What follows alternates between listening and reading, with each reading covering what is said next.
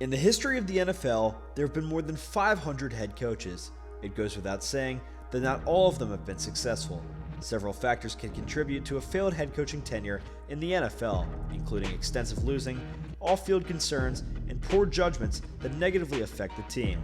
These are the 5 worst head coaches in the history of the NFL, taking into account all circumstances.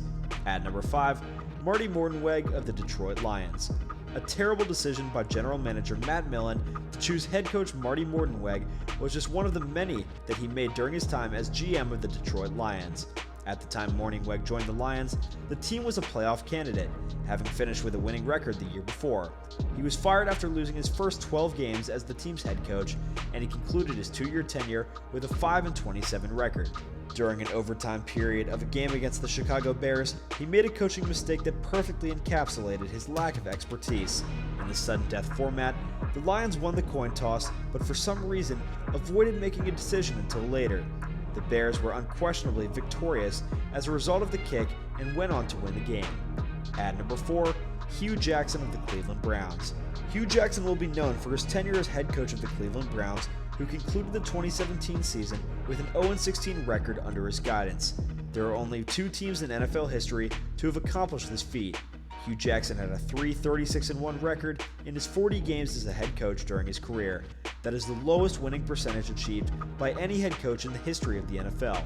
The only thing that kept Hugh Jackson from falling much further down the rankings was the circumstances surrounding the Cleveland Browns during his time as head coach. The squad was in the midst of a thorough rebuild and was severely lacking in both skill and experience. Even though this explains why they were so awful, a record of 3-36-1 is unacceptable. At number 3, Rich Kotite of the New York Jets. Rich Kotite is a legendary figure in New York for all the wrong reasons.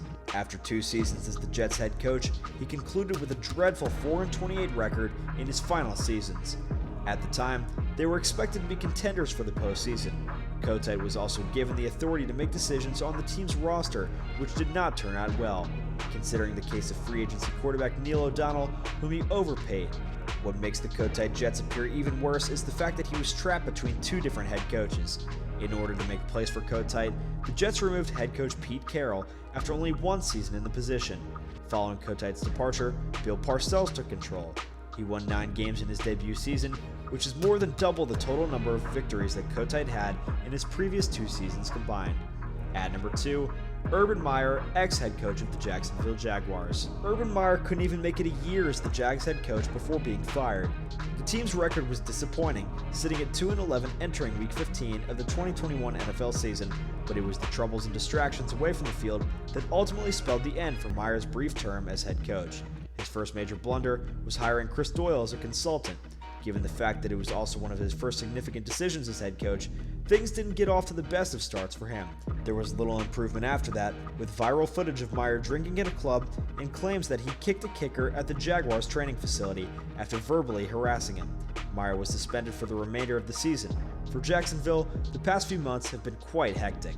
At number 1, Bobby Petrino of the Atlanta Falcons. Bobby Petrino will be remembered in the manner which he left the Falcons for the rest of his life. He was hired as their head coach and signed a 5-year contract, but he was fired midway through his first season after the team went 3-10. His resignation came after being offered a head coaching position at the University of Arkansas. He turned down the offer and assured Falcons owner Arthur Blank that he would continue with the organization. Petrino flew for Arkansas the following day. The specifics are what make the situation much worse. The Atlanta Falcons head coach Bobby Petrino personally assured Arthur Blank that he would remain with the team despite the Arkansas offer. Well guys, thank you so much for making it to the end of the video.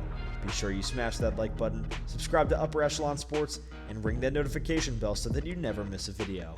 See you all next time.